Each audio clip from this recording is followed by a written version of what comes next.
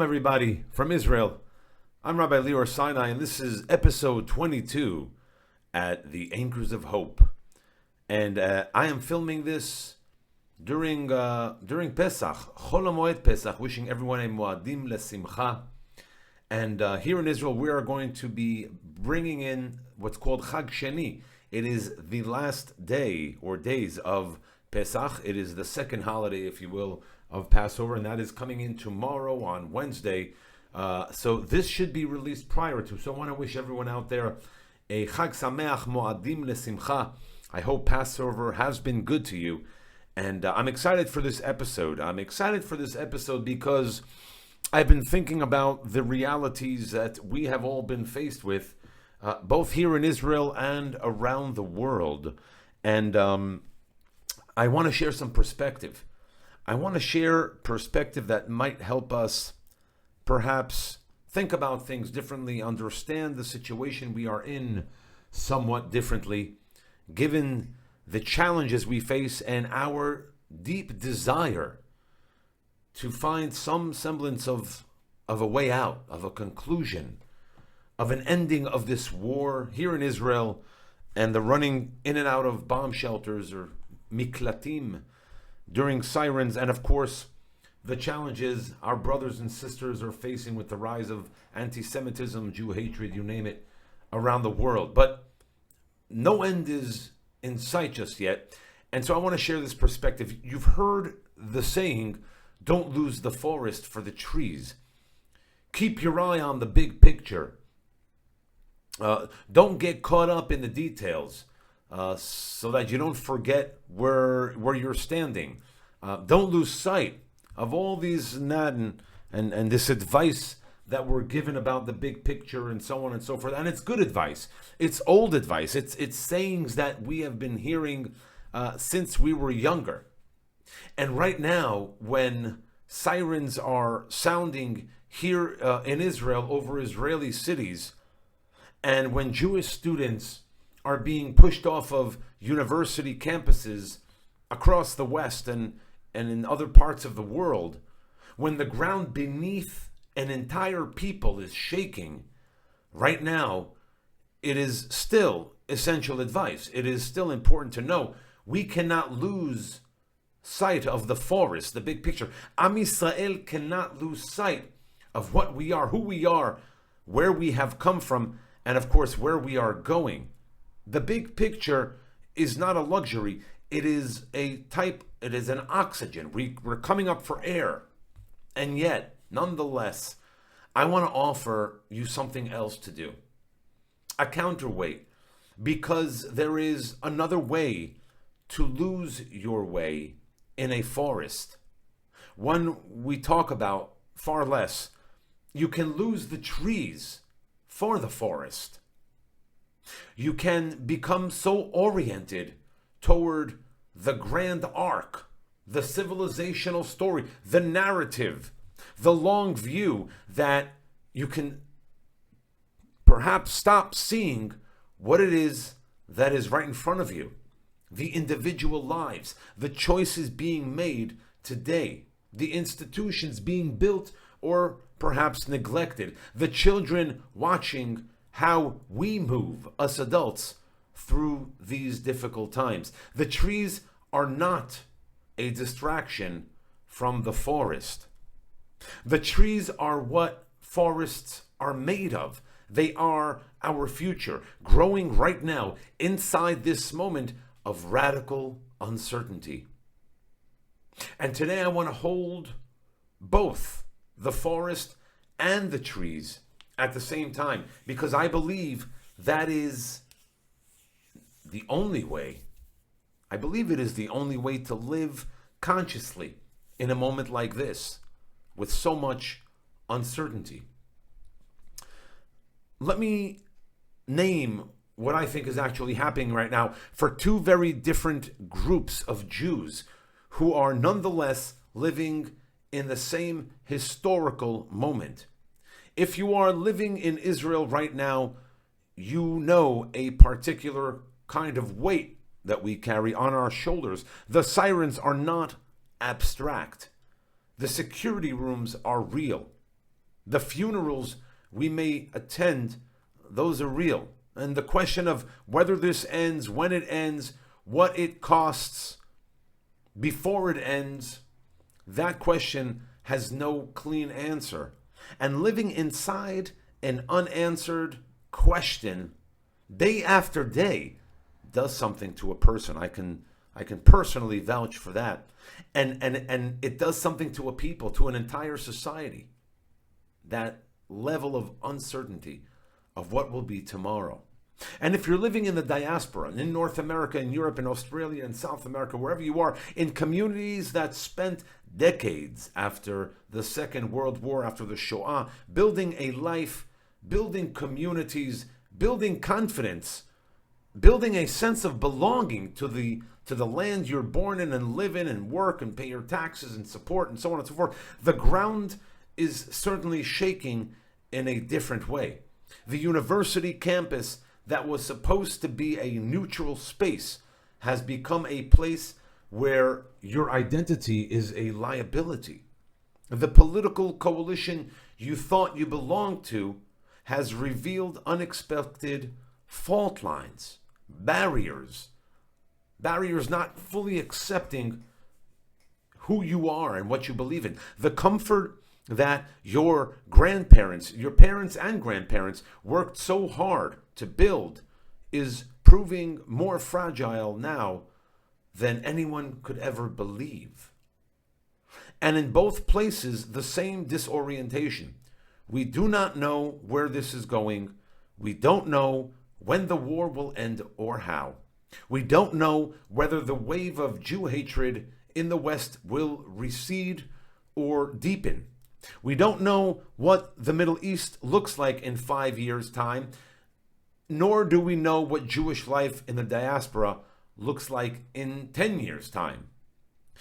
Clarity is not available right now, and pretending otherwise is in either direction, toward false comfort or toward despair, is a form of abandoning the moment that we're actually experiencing.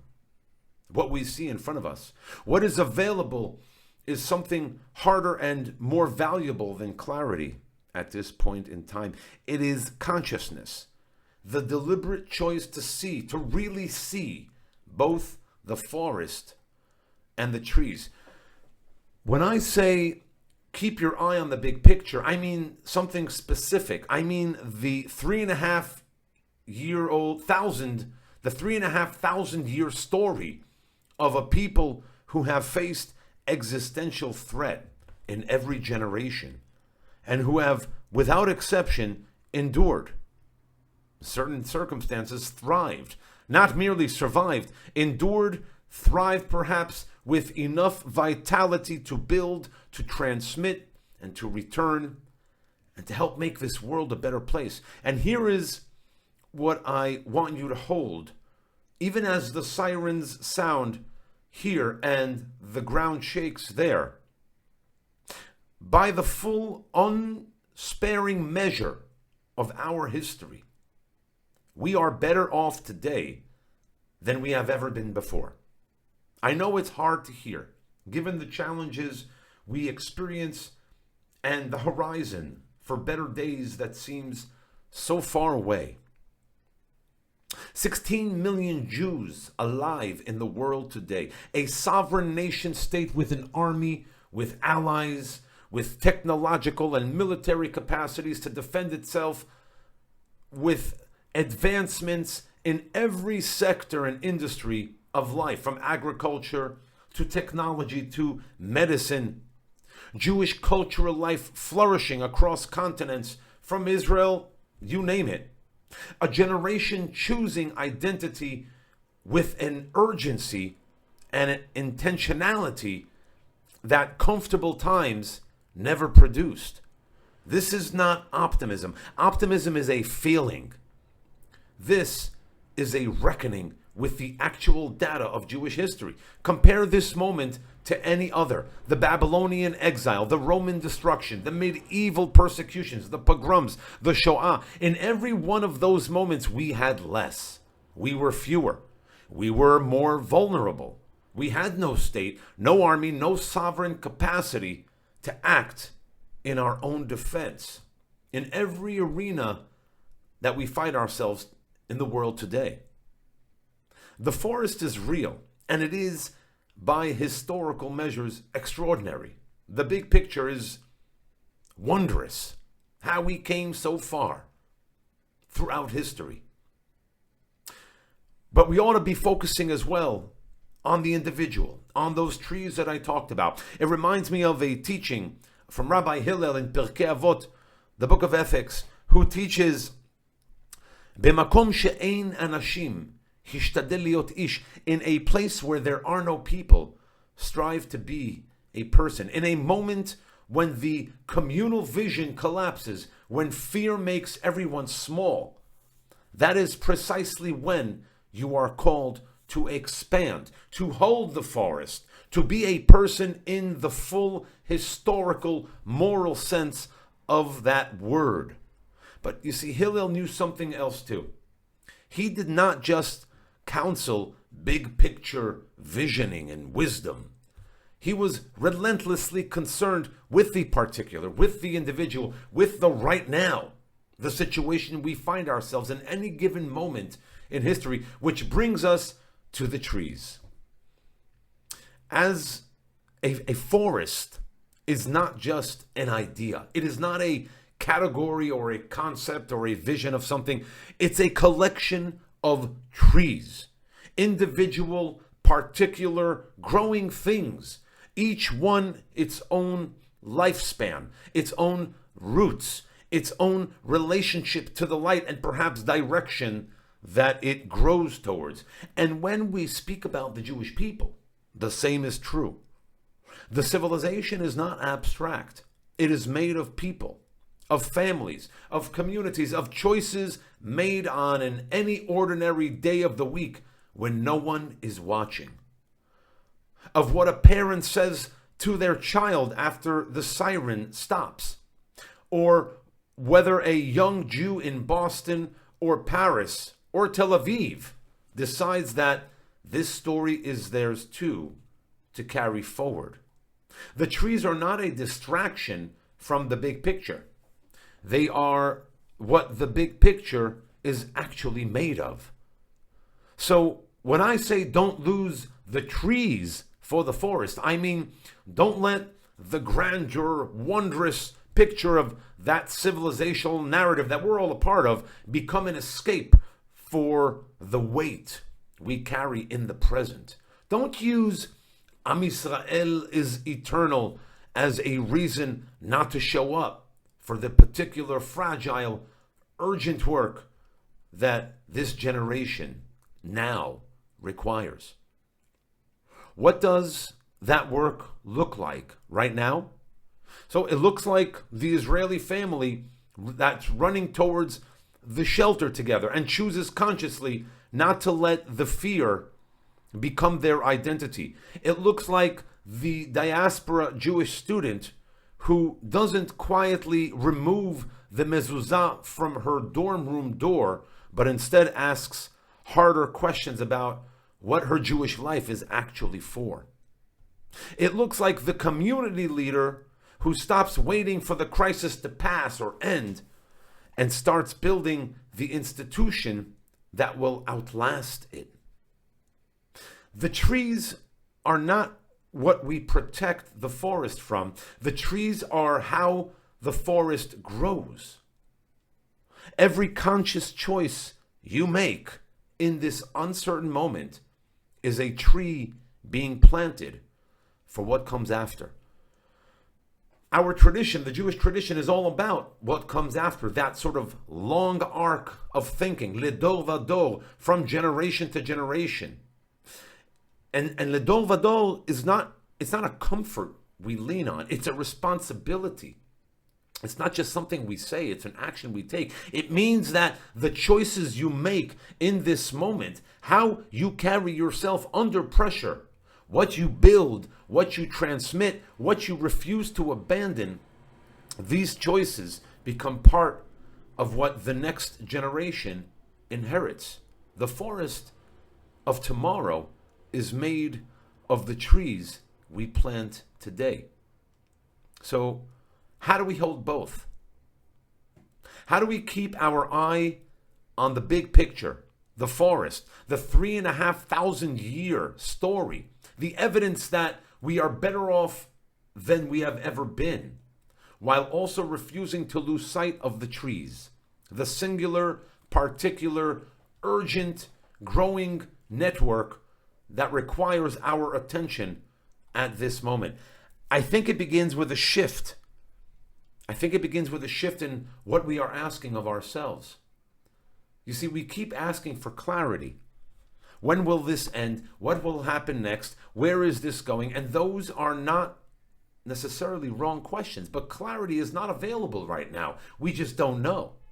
Demanding it is a way of refusing, denying the present and what it is that the present requires of us actually now, right now, here in this moment. The question that is available, the one that unlocks conscious living in a moment of uncertainty, is not where is this going, but who am I being while it goes there?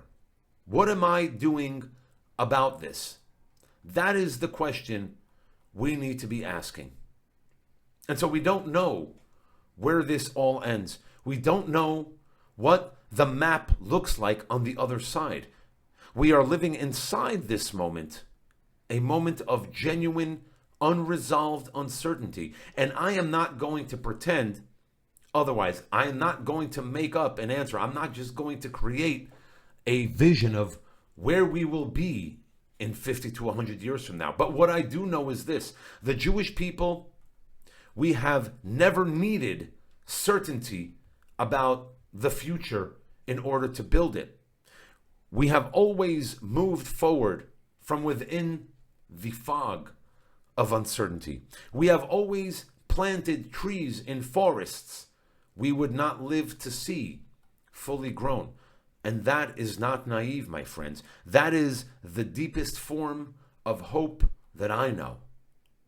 Not hope as a feeling, but hope as a practice. Hope as the decision made again and again to show up for the particular, fragile, urgent work of this generation.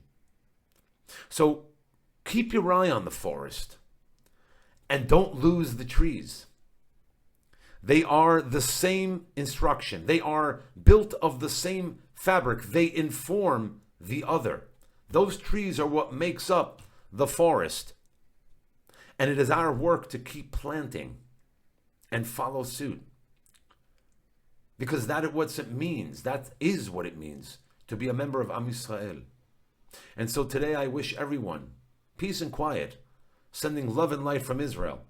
Wishing everyone a Chag Sameach on this Pesach and Moadim Lesimcha. May we know better days, but may we not wait until they come. And may we take active agency and let us manifest a destiny that is wondrous. Wondrous as far as we can imagine.